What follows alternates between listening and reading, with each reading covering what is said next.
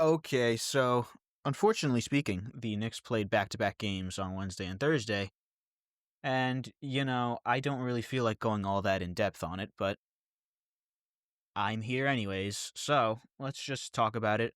First half of the Spurs game, one starter scores more than two baskets, that being Karl Anthony Towns. The other four starters combined for, once again, two whole baskets the entire first half.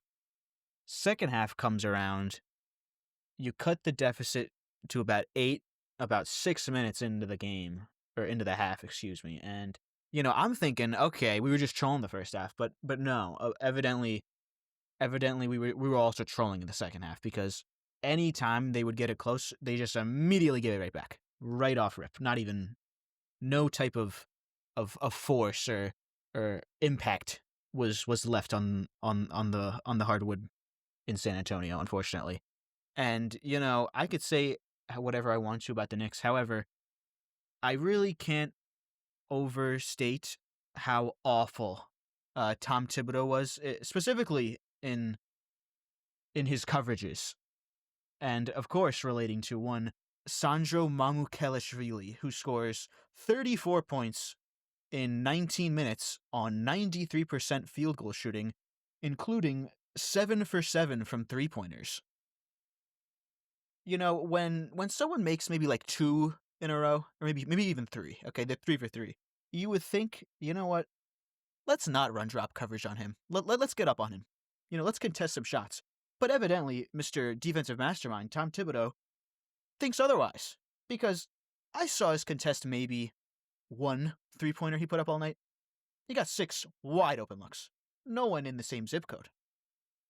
But hey, what do I know? I'm just a guy on the internet. Anyways, he managed to score, once again, 34 points in 19 minutes. I don't even think, like, Luka can do that. I don't know if, like, SGA, Giannis, Jokic, I don't know that they can do this. Like, this is genuinely an out-of-body experience, okay?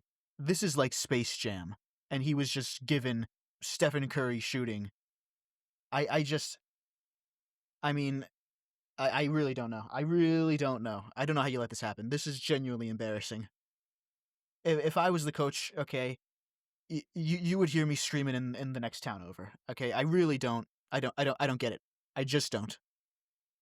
And then, even better, the very next day, we played the Charlotte Hornets in what quite possibly may be the saddest attempt at basketball I have ever seen, and that really is saying something, given that I have seen lineups featuring, Langston Galloway, Alexi Shved, Lance Thomas, Cole Aldrich, okay, guys of this caliber, okay, they were putting up more of a fight than I saw last night versus the Charlotte Hornets. I mean, OG Anunoby, okay, is stuck having to put up 12 three-pointers because nobody else wants to take them, okay?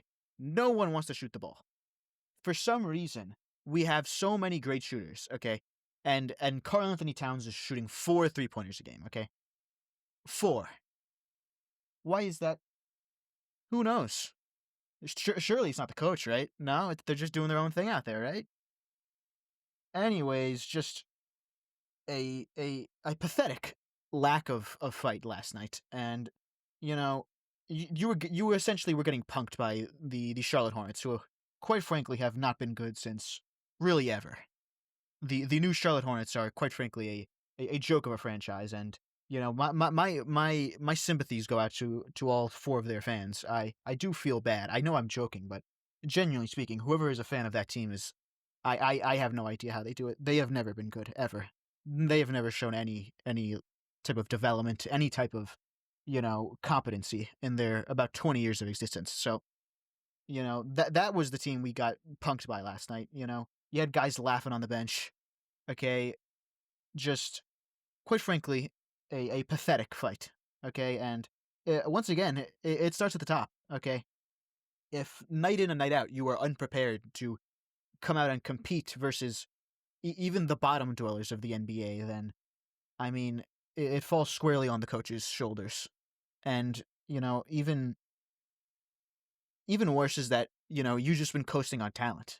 You have not shown any type of innovation, any type of, new you haven't put anything new on film. You're doing the same thing every night, and of course it's not going to work. They're going to catch on. As bad as the Hornets may be, they're a professional basketball team. You can't just coast off of, well, we have an all-star big man. That's not good enough, okay? And, what even funnier is, you put up 43s and you shot 25%, okay? Mamu made 7 last night, okay? He made 70% of your three-pointers as one guy, okay? We shot 26% on threes today. Okay, this is not March Madness, okay? This is not, Johnny Smith, econ major, trying to go viral, being, the March Madness white boy who gets hot and everyone's talking about him, and he's, like that one guy, what's his name? Doug something, okay? No, this is not March Madness, okay? This is professional NBA basketball, and we are shooting 25% on three-pointers. I mean, my goodness, dude. Now, in a bit of good news, actually, the Knicks don't play today, thankfully. So, I can enjoy my Friday night doing absolutely nothing.